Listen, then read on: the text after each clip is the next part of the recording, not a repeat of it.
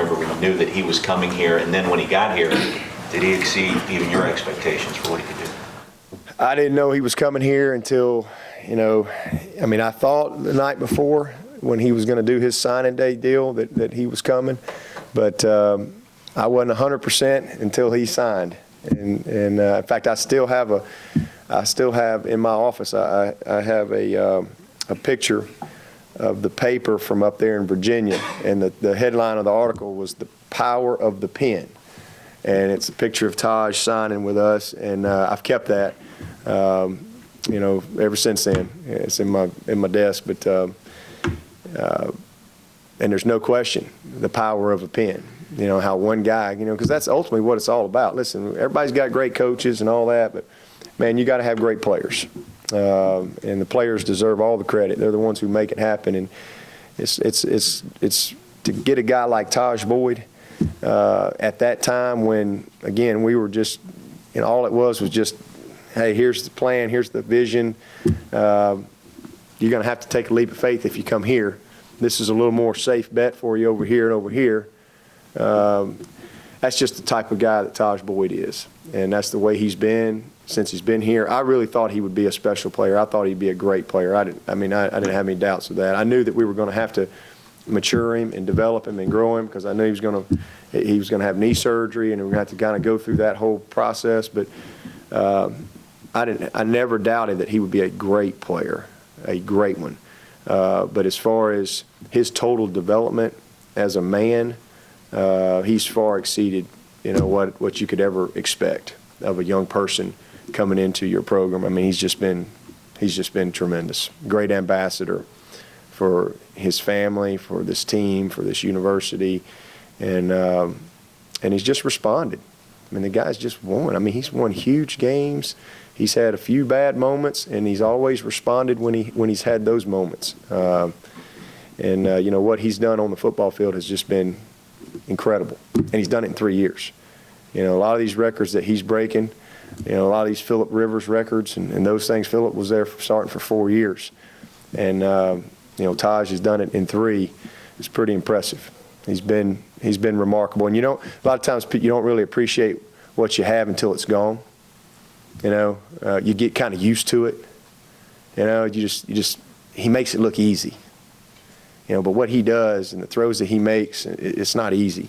And the consistency that he's played with, it's not easy. And the pressure that he's been able to handle, it's not easy.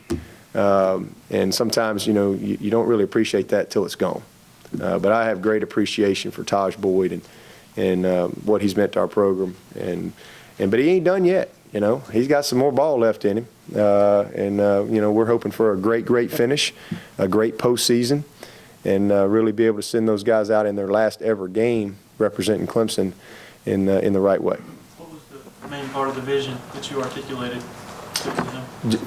Taking this program back to the top, making Clemson nationally relevant, making Clemson a program that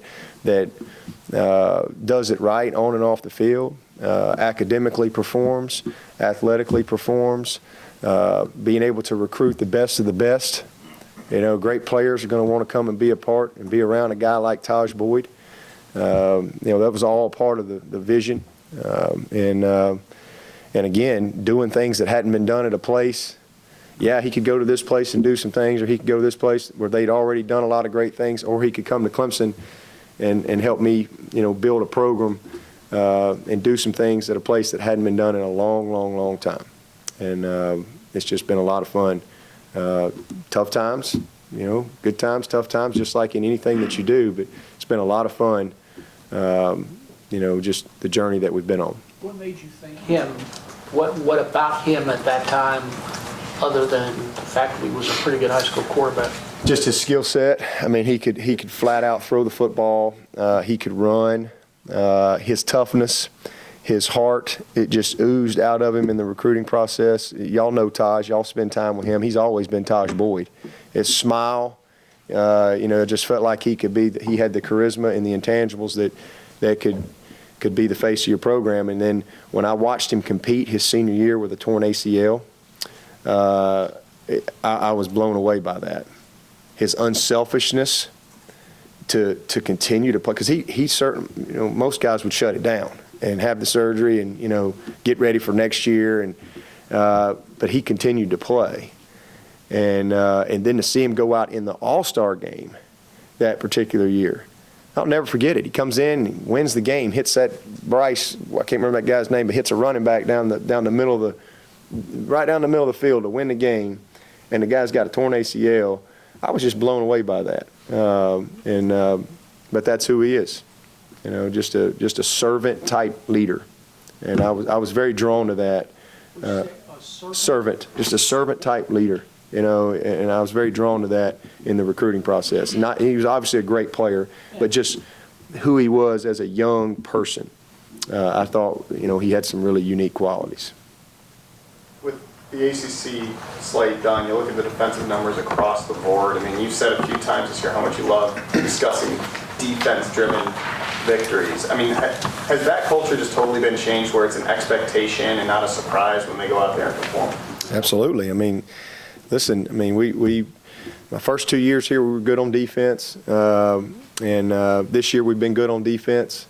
In 11 and 12, we were kind of transitioning, if you will, and going through a changing of the guard and youth movement and all that kind of stuff, growing people up, developing guys. And I thought last year we improved, obviously, down the stretch. But this year we picked up right where we left off in that bowl game. And these guys have, I mean, we're third in the nation in 3 and outs. I mean, that's getting off the field. I mean, we're one of the best in the country in sacking people, tackles for loss. Those are huge factors in playing good defense. You know, we're one of the best in creating turnovers. I think we've got the longest interception streak in the country right now. We've had an interception 13 games in a row. You know, best in the country. And so the secondary hadn't had many kind things written about them over the last couple of years.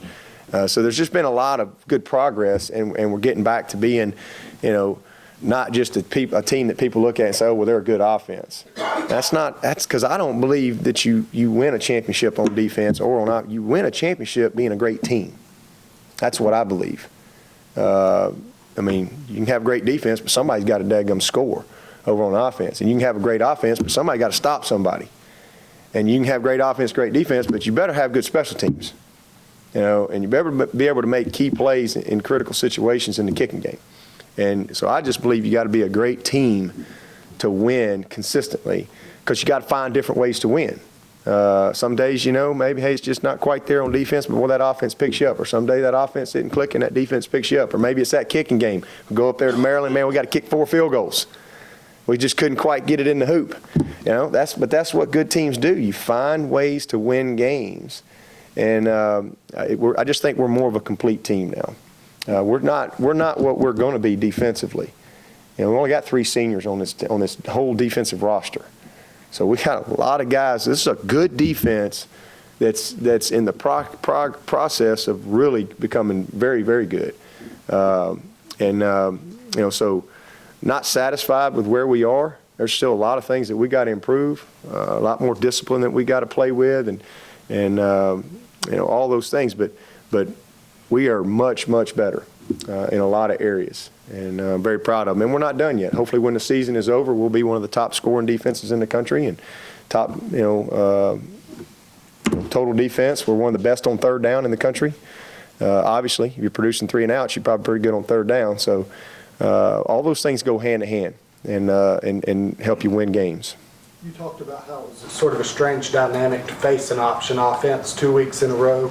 Does that make it difficult when you transition back to a regular offense with who y'all obviously have coming up next week? Yeah, I think that's a great question, and you know, that's something I really thought about that last spring. To be honest with you, that was one of the first things that went through my mind when the schedule came out.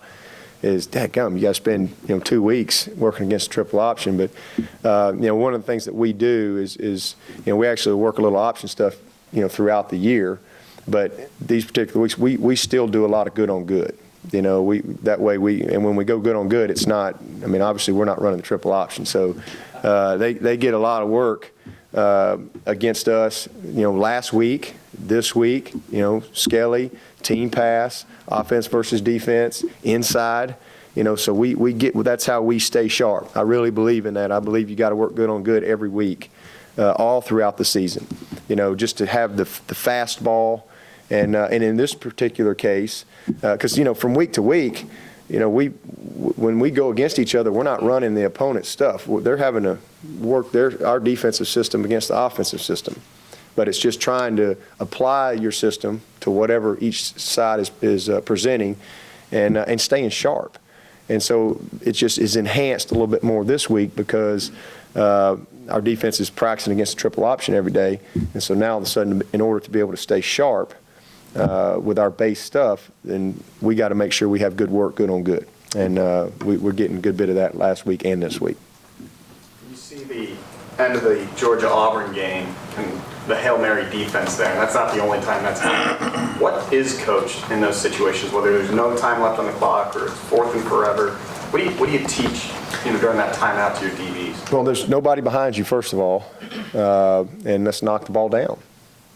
It's really not complicated. Just knock the ball down. That's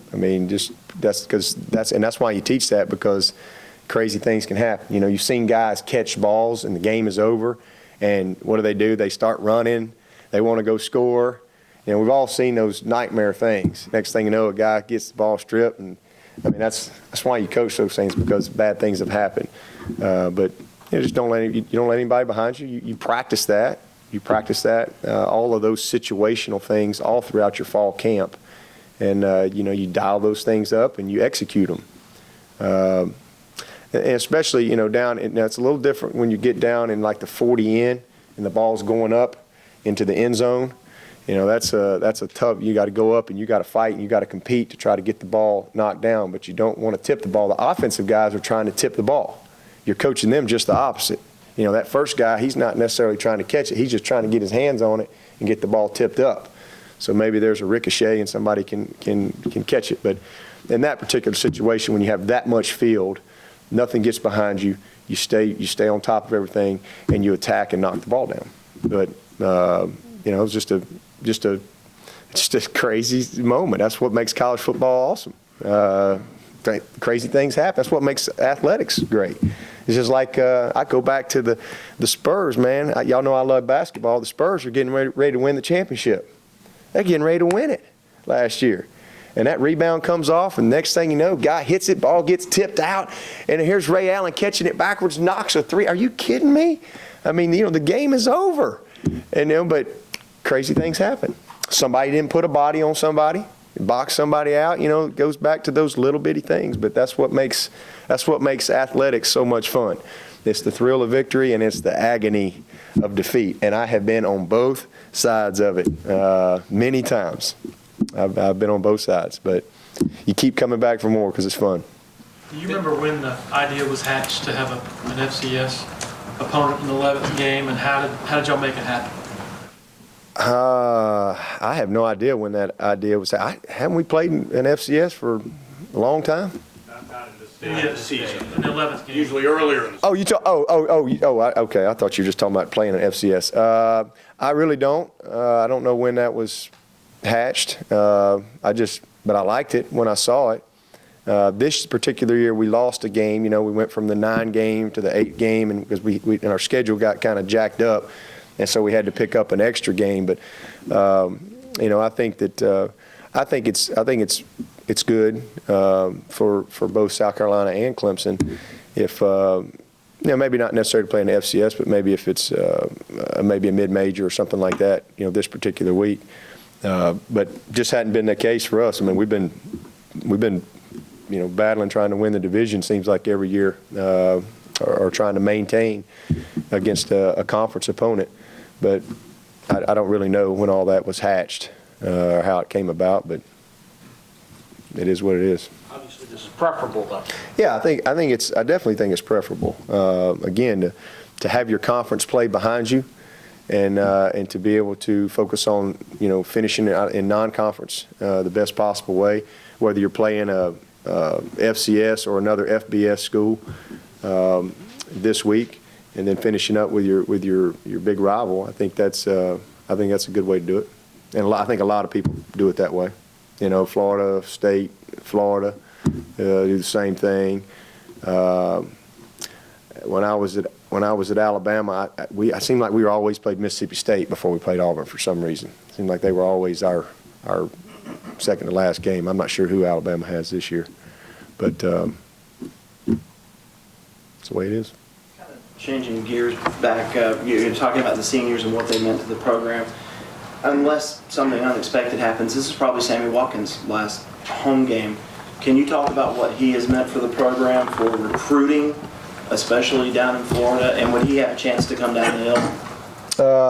No. We one thing that we don't honor juniors. We honor juniors at our banquet, but I think there's something special to being a senior here.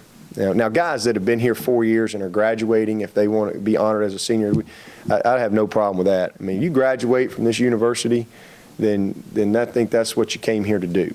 And, nobody owes us a fifth year, and to be honest with you, we don't owe anybody else a fifth year. What we owe is graduation. I always tell these guys it's till graduation do we part.